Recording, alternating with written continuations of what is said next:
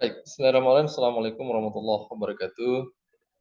Eee, Kembali kita bertemu di mata kuliah Manajemen Sumber Daya Manusia, pada pertemuan kedua, yang mana pada minggu lalu kita sudah, membahas terkait dengan kontrak kuliah dan, headlight terkait dengan mata kuliah ini dan konsep-konsep dasar terkait dengan, manajemen sumber daya manusia. Baik, pada pertemuan kedua ini kita, eee, membahas terkait dengan fungsi dan peranan strategis, manajemen sumber daya manusia. Penting untuk dibahas terkait dengan, eee, materi ini, itu berangkat dari beberapa, eee, fakta yang mendasar, ya. Jadi, fakta ini penting untuk kita pahami secara bersama, karena nanti akan menghubungkan antara konsep yang kita pelajari dengan, fakta lapangan. Jadi bisa kita korelasikan apa yang kita pelajari dengan, eee, apa yang terjadi di lapangan, ya. Karena pada intinya, eee, materi-materi yang kami sampaikan itu kalau tidak mampu dianalisa dan dikorelasikan dengan, kejadian-kejadian lapangan, maka juga percuma pada tataran pembelajaran kita. Alasan pertama atau fakta pertama bahwa, Human Resource Development atau HRD yang dikenal di berbagai perusahaan, itu memiliki, eee, tugas pokok gitu ya secara konsepnya, bahwa mereka akan melakukan perencanaan gitu ya, perencanaan SDM khususnya, melakukan perencanaan SDM. Ini faktanya bahwa di mana-mana, bagian HRD itu adalah bertugas merencanakan, kebutuhan SDM, ya. Kalau tidak direncanakan oleh bagian SDM maka, kebutuhan-kebutuhan misalnya kebutuhan tentang SDM di bidang lain, maka tidak bisa dipenuhi gitu ya. Kemudian, HRD juga melakukan seleksi, seleksi sumber daya manusia.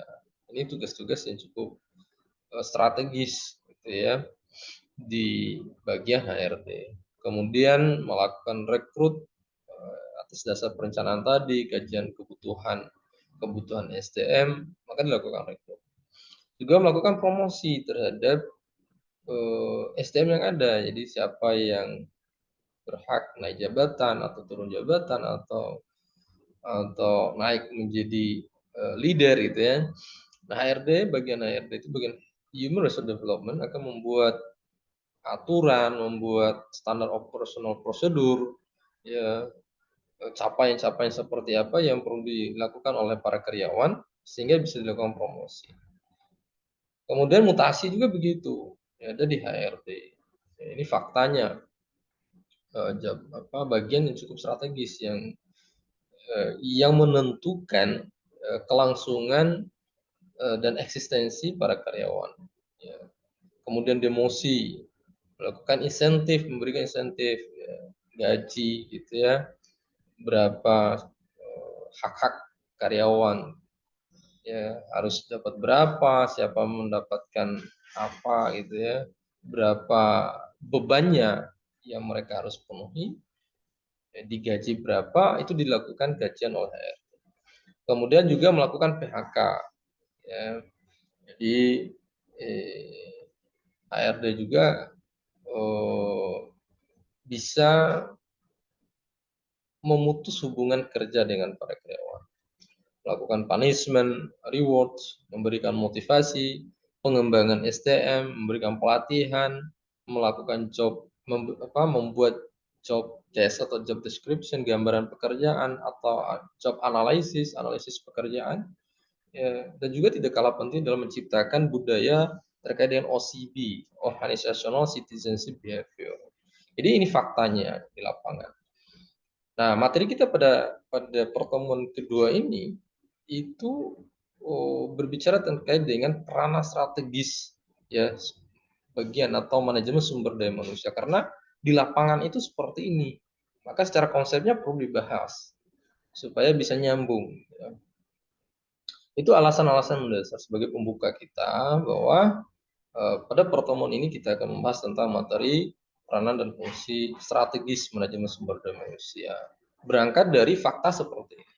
Ya. Kemudian secara konsepnya bahwa fungsi manajemen sumber daya manusia itu yang pertama adalah fungsi manajerial.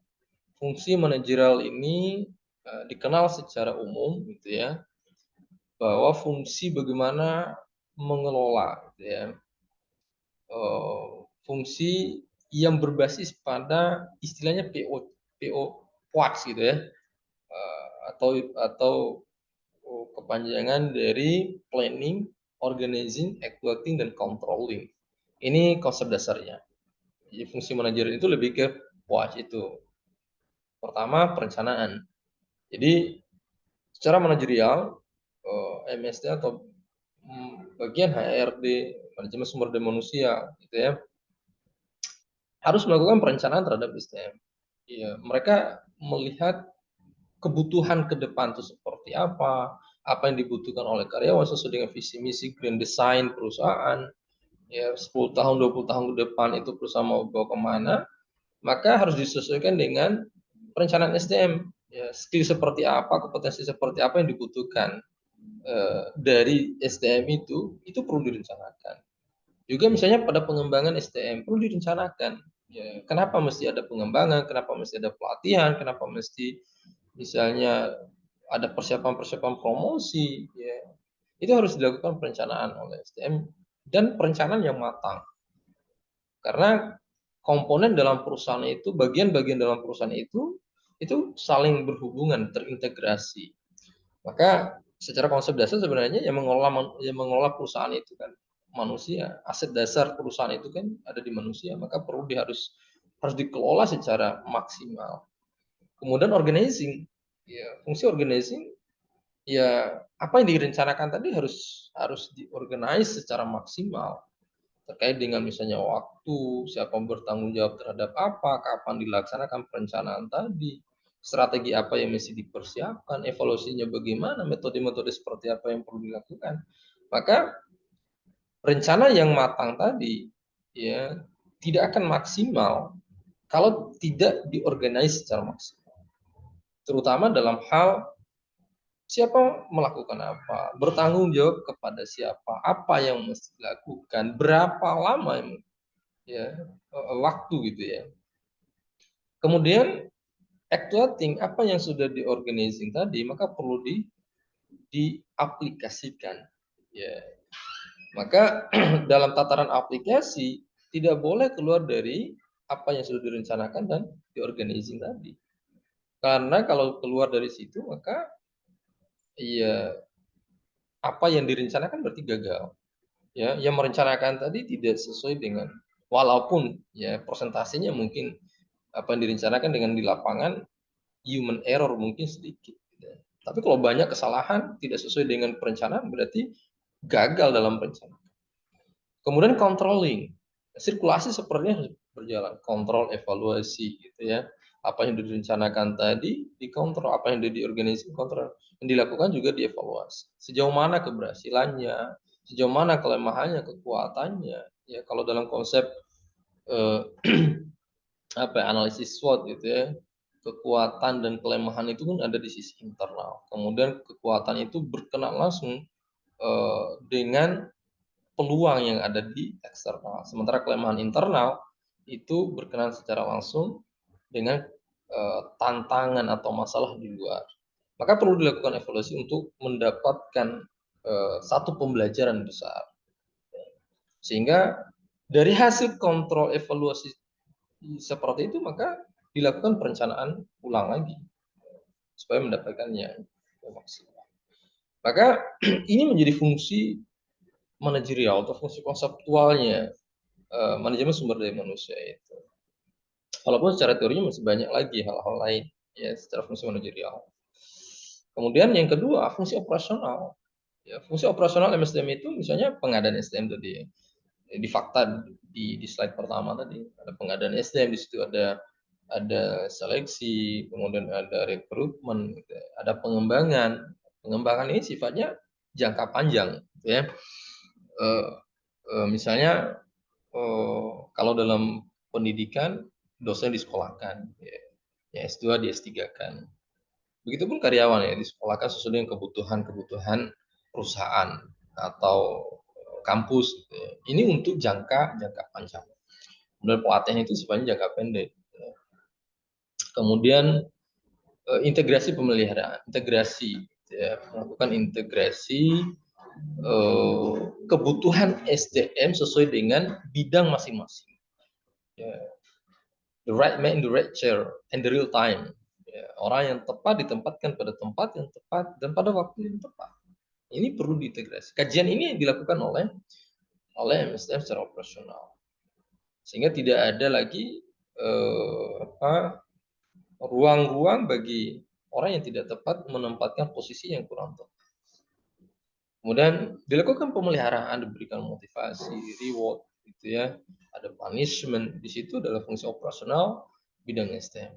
Juga dilakukan PHK. Nah, PHK ini juga menjadi kajian sangat penting di bagian SDM. Tidak mudah melakukan PHK, ya. Tetapi ada saatnya memang harus di PHK kan sesuai dengan kebutuhan entah finansial yang sedang kurang sehat atau memang karyawannya yang kurang bagus, tidak sesuai dengan target atau melanggar aturan-aturan internal atau eksternal, ya, melanggar ketentuan undang-undang, maka perlu dilakukan PHK sesuai dengan kontrak di awal, kontrak kerja. Nah, fungsi operasional ini dan fungsi manajerial itu harus sejalan, harus seimbang. Karena kalau secara manajerial tidak bagus, secara operasionalnya bagus, maka tidak matching, tidak terintegrasi. Lalu berikutnya ya fungsi eh, peranan SDM ini melakukan analisis jabatan. Analisis jabatan ini penting atau job analisis seperti fakta di depan tadi. Bahwa kalau tidak dilakukan analisis jabatan oleh bagian SDM, maka tidak ada beban, ya, tidak ditahu ya gambaran pekerjaan atau beban pekerjaan itu seperti apa. Juga kalau tidak dilakukan analisis jabatan oleh bagian SDM, maka tidak ada konsep rekrutmen dan seleksi atau kebutuhan kajian tentang rekrutmen dan seleksi. Maka analisis jabatan ini penting dilakukan oleh SDM. Mereka bisa melakukan berbagai metode, ada wawancara, ada survei, ya. Karena itu akan menjadi hal yang sangat strategis. Misalnya terkait dengan finansial, keuangan, berapa gaji yang diberikan ke karyawan, ya, sesuai dengan beban pekerjaannya. Maka analisis jabatan ini penting. Ya. Kemudian merencanakan kebutuhan tenaga kerja dan melakukan rekrut. Ya. Jadi fungsi operasional dan fungsi manajerial, ya, ini harus berkesinambungan. Ya. Merencanakan kebutuhan SDM ini secara konseptual juga ada pada istilahnya forecasting, meramalkan salah satu metode meramalkan kebutuhan SDM ke depan. Ya. Bagian SDM perlu melakukan forecast, ya, meramalkan ke depan itu kebutuhan seperti apa. Meramalkannya bukan sama dengan ahli nujum atau meramalkan sesuai dengan alam pikiran, tidak, tetapi sesuai dengan data historis, data sekarang. Nah, itu bisa dilakukan analisis. Dari data itu bisa diprediksi ke depan itu kebutuhan kita seperti apa. Kemudian memberikan pengenalan dan orientasi. Ini juga hal-hal yang sangat strategis atau teknis yang dilakukan oleh bagian SDM. Ya, pengenalan dan orientasi ini penting. Misalnya karyawan-karyawan baru gitu ya. Maka bagian SDM itu merancang ini entah dalam bentuk pelatihan ya atau on the job training atau seperti apa. Maka kalau tidak dikenalkan atau diberikan orientasi, Maka pada konsep lain seperti konsep budaya kerja atau lingkungan organisasi, lingkungan kerja, maka karyawan itu tidak memahami itu. Maka perlu kan dilakukan orientasi atau pengenalan gitu ya. Karena eh, yang masuk ke dalam sebuah perusahaan itu perlu mengenal jauh sebelumnya gitu ya, apa yang mesti mereka lakukan, apa yang mesti mereka hindari, aturan-aturan seperti apa, ya target-target seperti apa, baik secara umum maupun secara khusus. Kemudian menetapkan upah, gaji dan prosedurnya seperti apa. Ya, ini harus kerjasama antara SDM dengan bagian keuangan dan sebagainya. Ya, kenapa mesti SDM perlu menetapkan atau tawaran upah, gaji dan prosedur seperti apa? Karena mereka yang memahami beban kerja seperti apa, kemudian apa namanya prosedurnya seperti apa.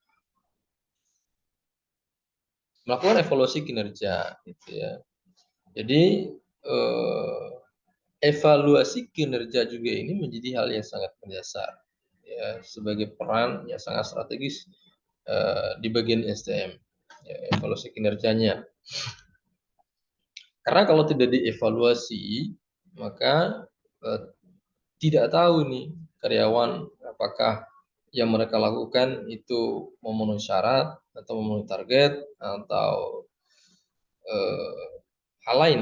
Juga penting untuk bagian-bagian lain, ya, entah atasannya atau bagian-bagian yang sangat berhubungan langsung dengan mereka. Ya.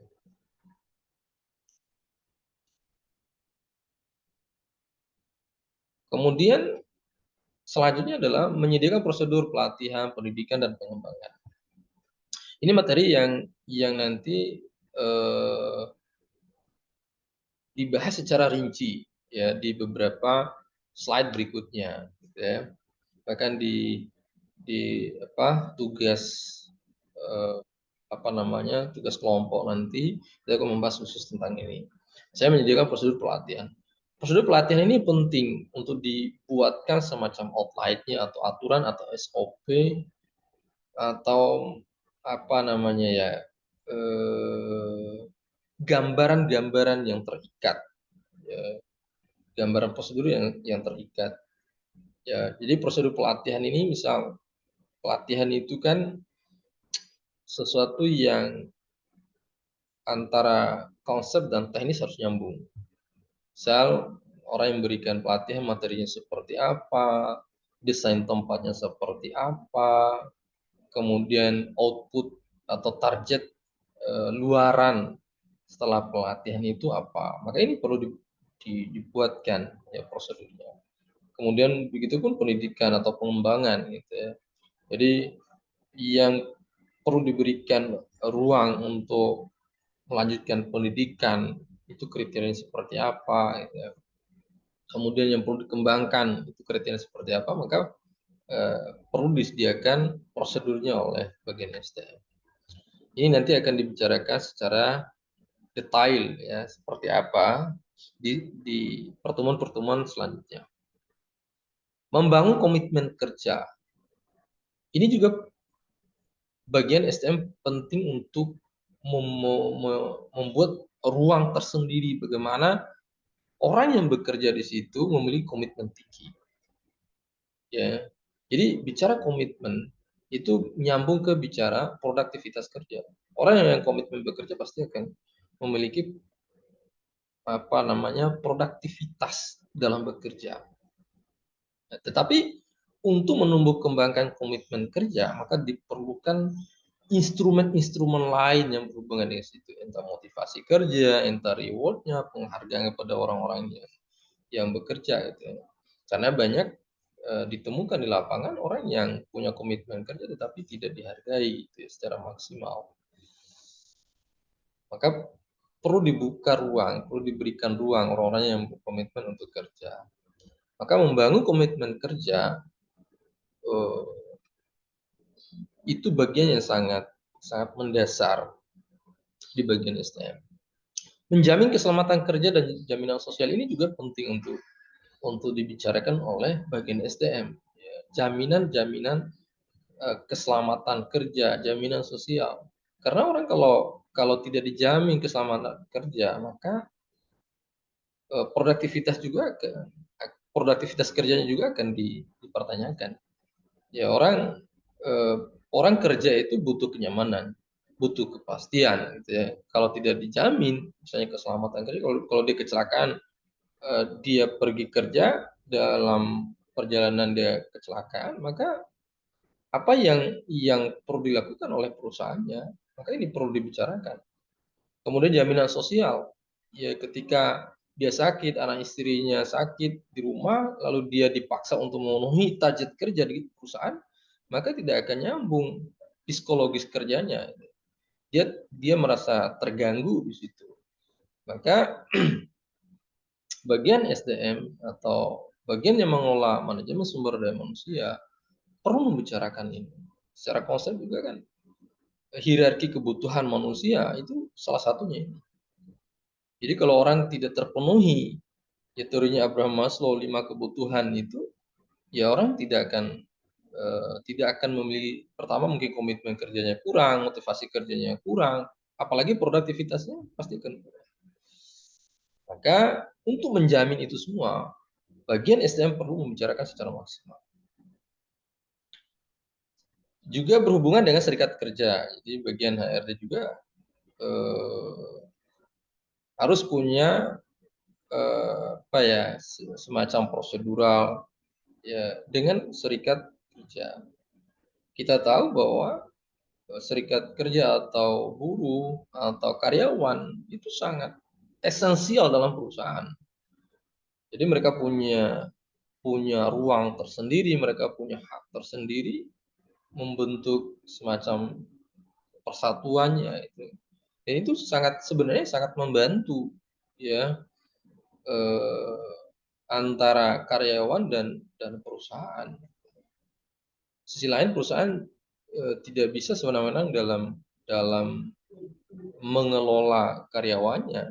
Ya, begitu pula karyawan juga tidak sewenang-wenang meminta yang berlebihan kepada perusahaan. Maka perlu dijembatani, ya, karena banyak mungkin perusahaan-perusahaan besar gitu ya, yang banyak karyawannya tidak mungkin satu persatu dipenuhi kebutuhan secara maksimal, tetapi di diwakilkan dalam bentuk persatuannya atau serikat kerjanya, menjaga stabilitas gitu ya. Baik, ini mungkin akan menjadi apa namanya konsep yang kita pelajari. Nah, untuk menajamkan pemahaman kita bahwa ini ada tugas individu yang nantinya kita akan perdalami ya dari pemahaman kita dan dihubungkan dengan di lapangan ya tugas individu ini ya. Misal kita akan mencari studi kasus gitu ya di beberapa perusahaan, ini by searching saja nanti atau bisa wawancara langsung. Itu gambaran pekerjaan HRD di perusahaan yang Anda pilih, kemudian contoh yang dilaksanakan apa saja, contoh-contoh yang mereka laksanakan dari gambaran pekerjaan itu. Tugas individu ini sebagai bagian untuk menajamkan pemahaman kita antara konsep ini dengan apa yang ada di lapangan. Baik, pada slide terakhir saya ingin memberikan satu statement gitu ya untuk apa namanya menyemangati kita. Masalah membuat kita menjadi dewasa, maka sering-seringlah membuat masalah. Itu ya.